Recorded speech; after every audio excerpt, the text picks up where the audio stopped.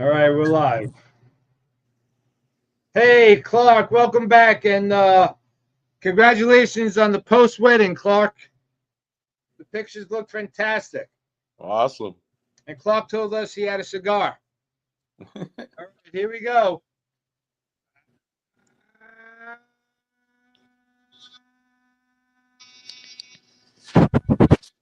Good evening, everybody, and welcome back to Angie's Angles, coming to you live from Smoke Therapy, 215 Ronkonkoma Avenue, Ronkonkoma, New York. It is August the 14th in the year of my Lord, 2025. Welcome aboard, Pete O'Shea. Say hello, Petey. Hey, what's going on, buddy? How are you? Good, Pete. How are you? Nice to see you, my friend. Nice to see you too, buddy. So we're gonna start off spending some time on Pete Alonso. Congratulations to Pete Alonso breaking Darryl Strawberry's all-time home run record for the New York Mets franchise as a player. As we all know, Darryl held the record at 252, and on Monday night, in prompt fashion, Mr. Pete Alonso smashed home run number 253 and 254. If you know what I mean. And we're going to throw up some quick notes on our boy Alonso. So here's some quick notes on Alonso's New York Mets franchise-setting mark for home runs. Alonso's home run broke a record which had been held by Darryl Strawberry since May 3rd, 1988. And we covered this last week where the Mets were second in the East Division of having franchise home run records by a player. The Marlins and one Giancarlo Stanton have hit more home runs as a Marlin in the Marlin franchise than any Met, and we've been around since 1962. Wow. As my hat eloquently says, this is the original 1962 Met hat from the day. My good friend Scott here from the lounge, he gifted it to me. Very nice man. Nice. So Pete Alonso became the fourth active player to hold an all-time home run record for a club, joining Manny Machado, Giancarlo Stanton, and Mike Trout. Alonso hit another home run in the sixth inning. Bear with me. Did I miss something? Okay, hit his 254th of his career, 900th career hit. So 254 hits out of his 900 were home runs. It was his fourth game with multiple home runs this season and the 25th multi-home run game of his career. Wow. His 25 such games are the most in franchise history. I keep losing my spot here. Sorry about that, guys. Did you ever think Strawberry's record would be beaten? I never thought so. In the 80s, I thought that record was his forever. Since his Major League debut in 2019, his 25 multi-homer games are the third most in the league, trailing only Aaron Judge of the Skankies and Kyle Schwarber of the Filthies.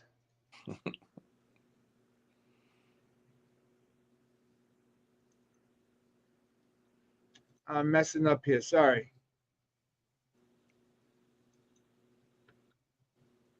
And the third most Major League history through a player's first 7 seasons, trailing only Ralph Kiner and the immortal Albert Pujols. He is the 10th player in Major League history to hit at least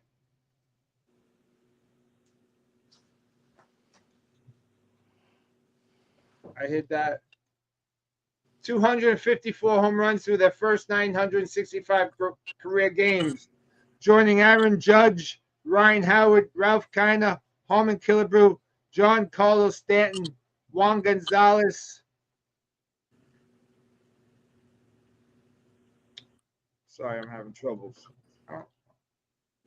Albert Pujols, Shohei Ohtani, and Albert Bell. Has recorded 59 extra base hits through 119 team games this year, becoming the only player in Met history to do so.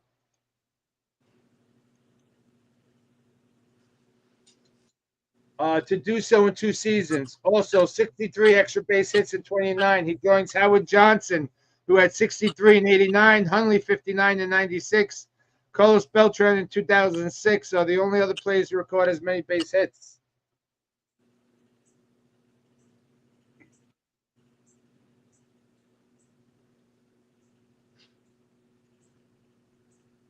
Through as many team games in franchise history, Alonso's 254 home runs since he came up in 2019 is tied for the second most during that span, with Kyle Schwarber trailing only Aaron Judge. Aaron Judge, you got to give Aaron Judge a little credit.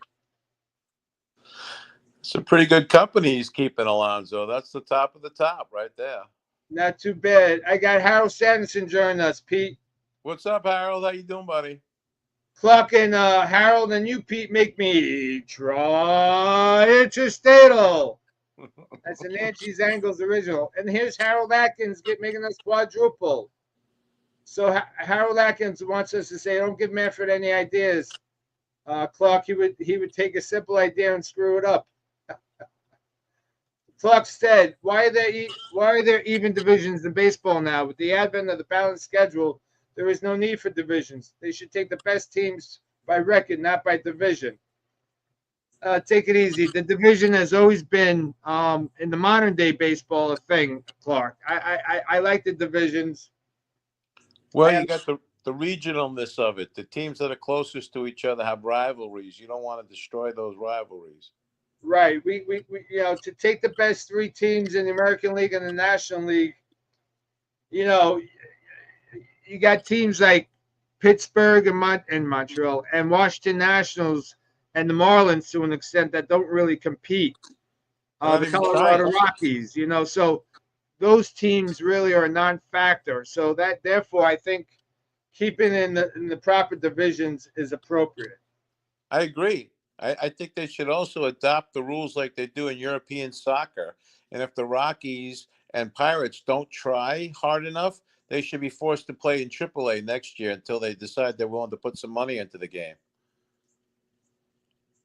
It's not a bad thought, Pete, but sadly, the rules need to be changed for that. I mean, there's no. That's why I guess some people are shooting for a salary cap to make it more equitable across the lines. But would you have a basement as well as a ceiling, or you just I want a basement then too. I want to make sure you can't spend below this number either. I'm sick of watching the Rockies, the Pirates, all these other teams, the Marlins. You're not even trying to compete. Okay, it's a fourth or a fifth of what some of the other teams are spending. Like we were talking off air before. What is Alonso going to be worth this offseason? All the teams that have money are going to bid on him. It's going to get wild and crazy, buddy. So we were talking offline, Pete.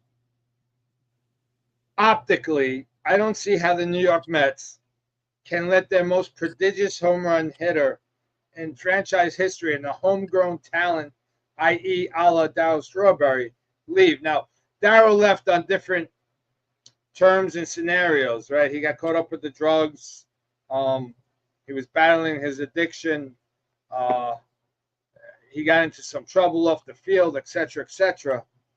But Alonso's been the poster child of Howdy Doody for the most part, and his personality is that of Howdy Doody. He's kind of like, you would see him on Main Street America, watching the parade go by, eating some cotton candy. Yeah, he's the polar bear all the way. He's gotten in absolutely no trouble. He's produced every season, and they should try to lock him up now. They should not let it get to the winter where he can negotiate with everybody. They should make it happen today. And to add on to that,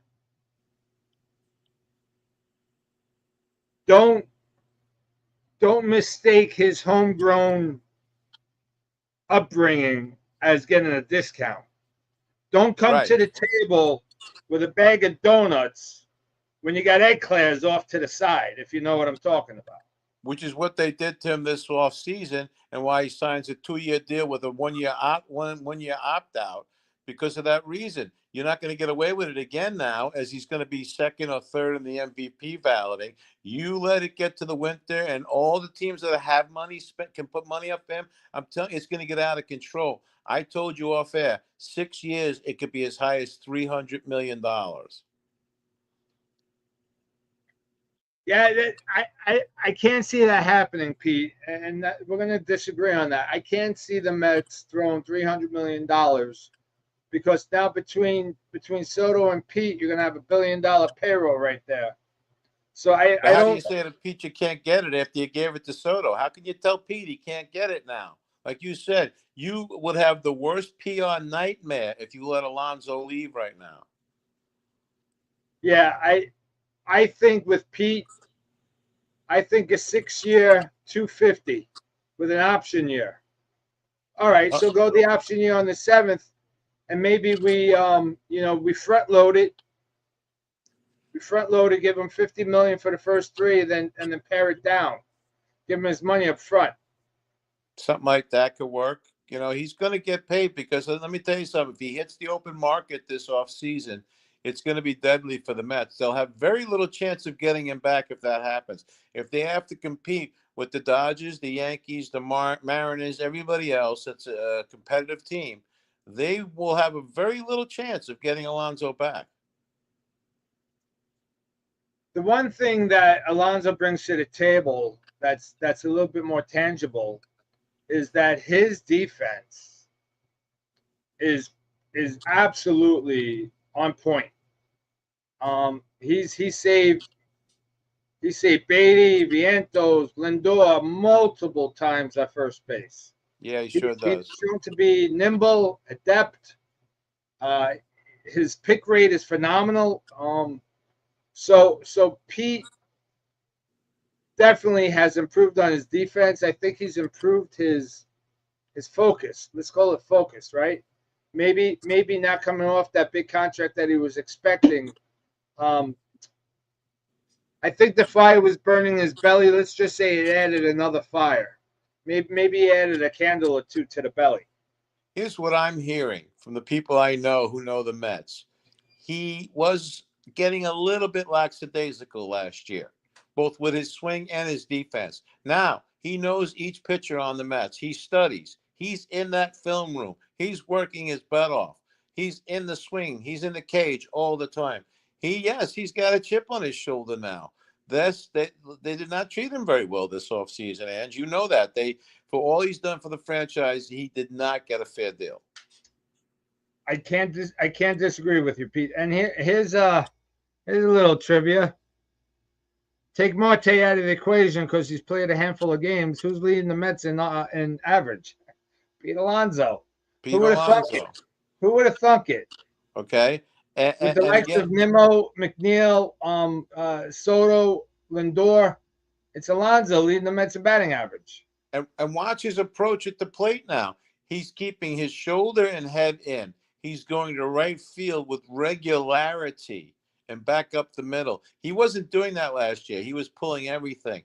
He has put back to the approach that made him the all-around all-star player he was 3-4 years in a row. He lost track of that approach last year. He got a little home run happy. But this year he's going to right field more than ever, pal. Last night was a proof of what you just said. He had that muscle base hit, 2-run base hit over the infield, right up the middle, right over second base. So yeah, he's definitely.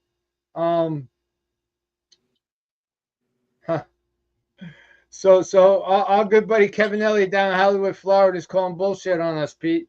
Is He he says really? What does he says say?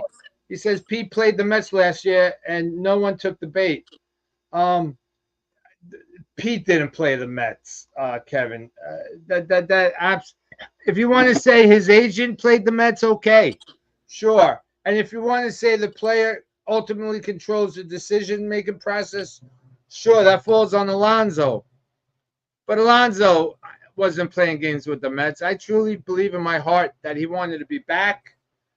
I think he wanted to be fairly compensated. In essence, he signed a 1-year deal. Really, for the most part, because we all know he's going to opt out unless, God forbid, he gets injured. If he gets injured, there go the Mets' chances. And speaking about chances, let's spend a little time on this, Pete. Mm-hmm. Are these guys the Keystone Cops or what? Man, last couple of nights. I mean, they're like oil and water. God bless you, brother. Thank you. They don't mesh. They don't mix well. If the pitching is outstanding, our hitting is subpar. If we produce 6 runs in the first 4 innings, our pitching tanks it. I mean, you couldn't get anybody out last night. You could have brought Warren Spahn back, for God's sakes, and he would have got nobody out because he'd be wearing the goddamn Met jersey. All right. Well, I want to make a point about last night, and I made this point 2 weeks ago. I said, does Mendoza, can he really manage this bullpen with all these guys? And Stanek gets brought back up, and instead of bringing him in the 3rd inning, who's used to long relief, he brings in Reed Garrett at that point, who implodes. When has Reed Garrett ever pitched in the 4th inning? Never. Okay, you mismanaged him. After the rain delay, you shouldn't even have put Peterson back out there. So Mendoza's never understood how to use pitching. He doesn't have enough experience. You gave him all this extra bullpen help. He doesn't know what to do with it. Mendoza bothers me because he certainly looks like he's lost in the dugout. He looks confused. He looks downtrodden. And we've got this guy. We got Eric Schuster who chimes in once in a while on Angie's Angles. And Eric, I'm giving you a shout out. And Eric Schuster is a big Trevor Bauer fan, but that train has left the station, Eric, and has left Trevor Bauer at the station.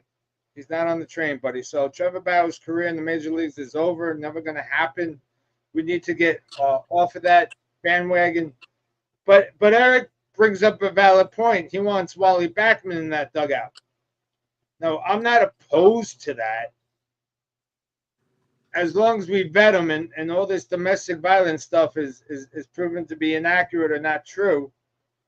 But if you don't go the Wally Backman route, I got a name for you. Okay, I got one too. How about Ray Knight? Okay, that's an interesting choice. But I want somebody that has real managerial experience. And if you're asking me who I would pick Joe Madden. I'm not a fan of Joe. Harold will tell you. Harold, what's your opinion of Joe Madden? Hey, West Coast Dave Prince. I liked him when he was with the Rays. West Coast Dave says it's too late in the season to change managers. The Mets are not the Denver Nuggets. Right. No, not this year, but next year. Right. That's a good analogy there, West Coast.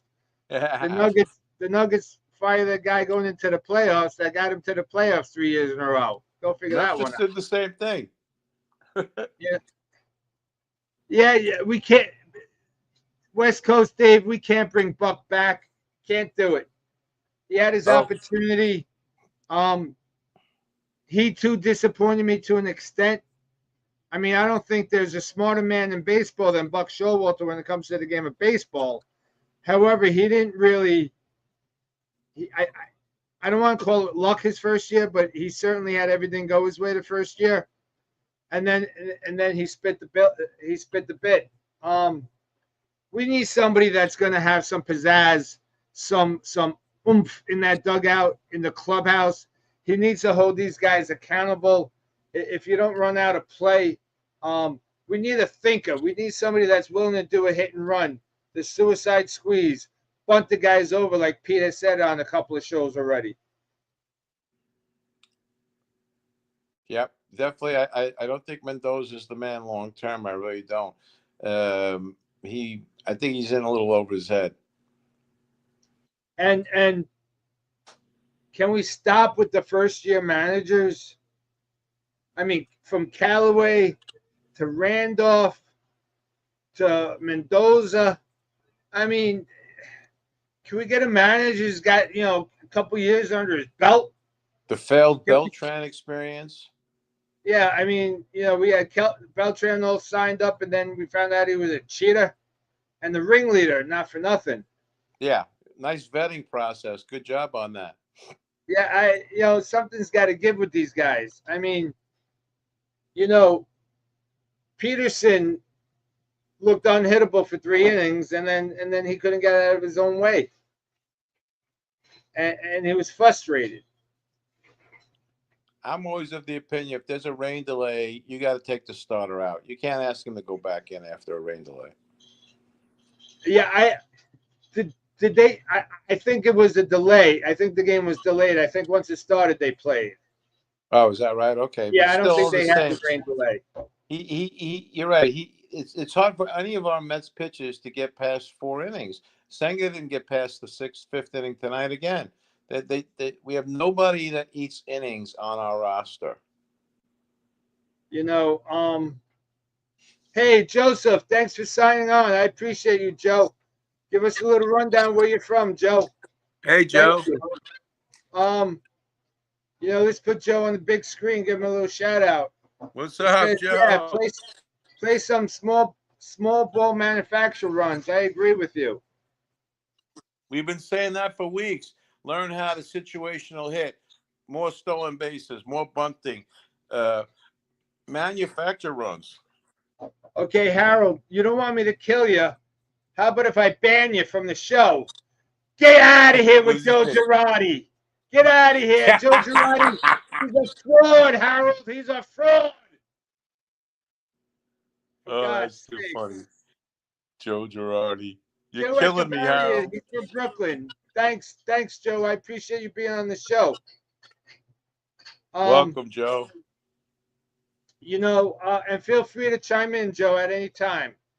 So, I think our fans thought they were going to see an Angelo Gagliano and Pete O'Shea rip the Mets to shreds today. I've been accused of being a Debbie Downer. I've been accused of being a fair weather fan. That's not accurate at all for those that know me. And Pete and Harold and Harold and Clark and West, you all know that when I get cut, I bleed blue and orange. This is true. My problem is I am not a fair weather fan. I don't roo, rah, rah, shish kumbah 24/7. That's what a fair weather fan does. If you screw up and if you don't come through for me, my fandom, I'm going to hold you accountable and I'm going to call you out on it. Now, one of the points I want to make, Pete, before we jump into the prayer circle, is that the pitch selection our pitchers are throwing, especially when you have 2 strikes. They're trying to be a little too cute and sneak a fastball across the middle of the plate. And surprise, guess what? These are Major League Baseball hitters that know exactly what to do with a fastball down the middle of the plate. That pitch that Senga threw to Albies tonight, down the middle of the plate, he tried to sneak a fastball. Come on, guys. Come on. We gotta play the corners. We gotta play the edges. You gotta go high, low, in, out. You gotta move it around. Do we have one guy on our team with a dominant can blow it by you fastball? I mean, Stanek, right? Stanek's got the 100-mile-per-hour fastball. But well, other than that, we don't really have anybody else. I mean, if you got Senga sneaking one by you after throwing you a ghost pitch, sure, he could throw a 98-mile-per-hour fastball by you, but it can't be down the middle of the plate like he did to Albies. He has to elevate it. He's got to move it around the plate. He can't just put it right down Broadway because that's what happens when you do that. That's correct. And Clark is telling me Halsey has that capability. But Clark, I might be shipping Halsey back with a bag of donuts back to your team, my friend. Yeah, Hensley doesn't even look like the same guy that he was in St. Louis. Like somebody, I don't know, like body snatched him and sent the double. They have not produced. They've not lived up to the billing.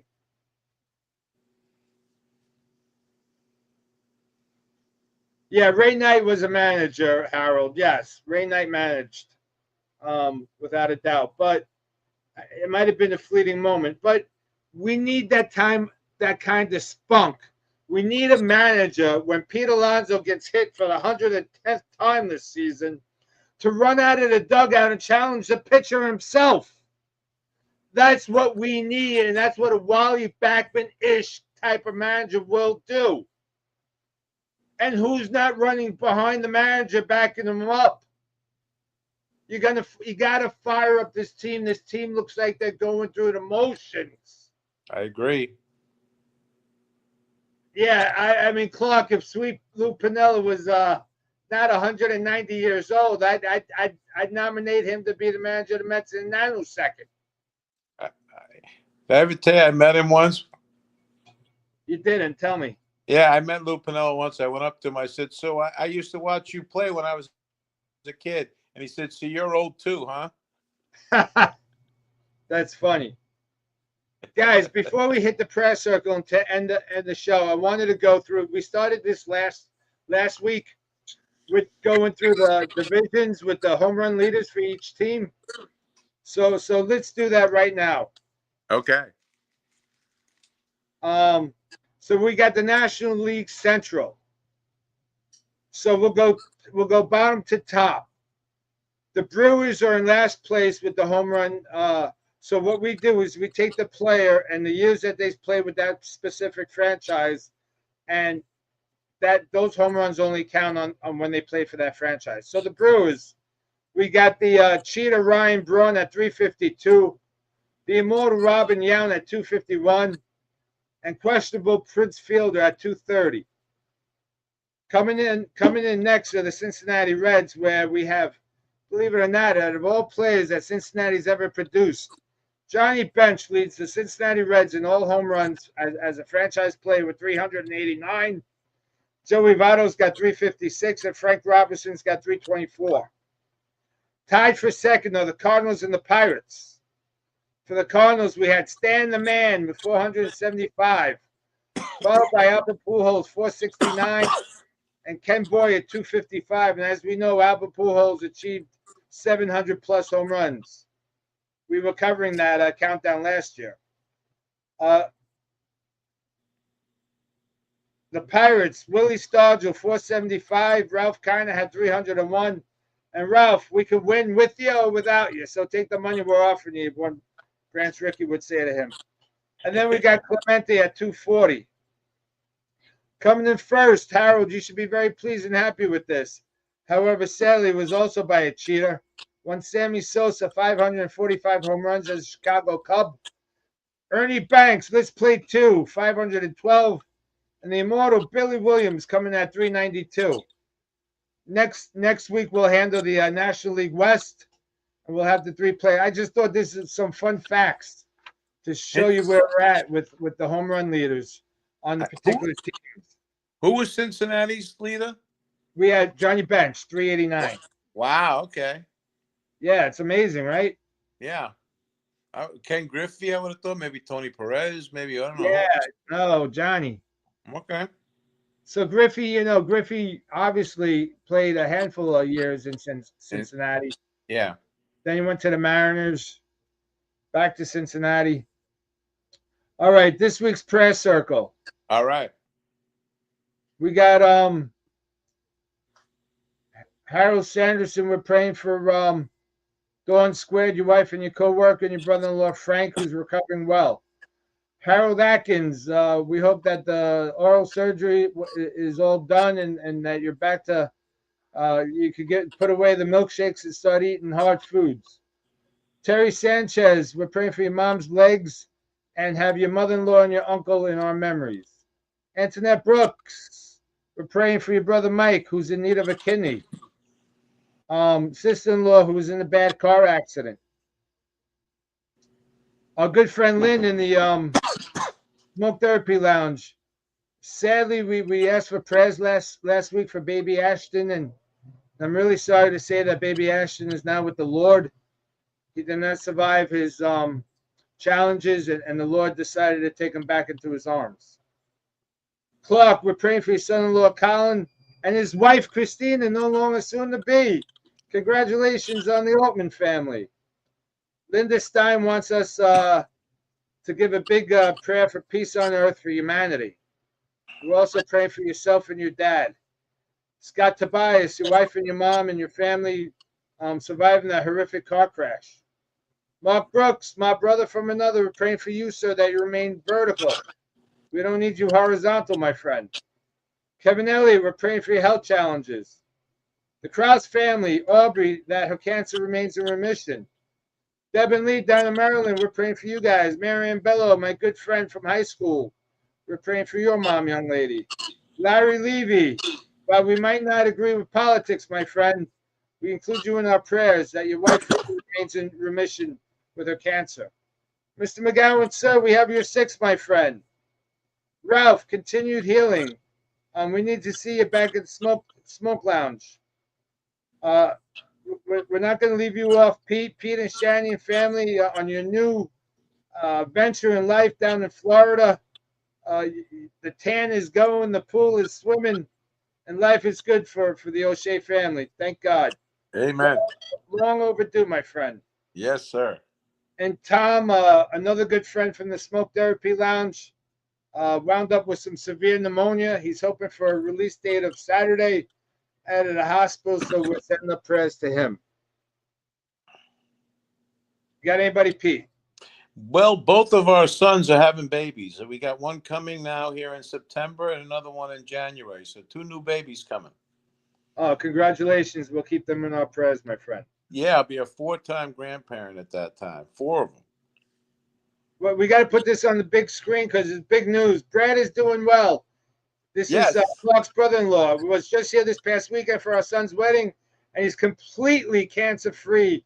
God bless. God bless. Excellent, excellent, excellent. Clark, thanks for letting us know that, my friend. I appreciate that.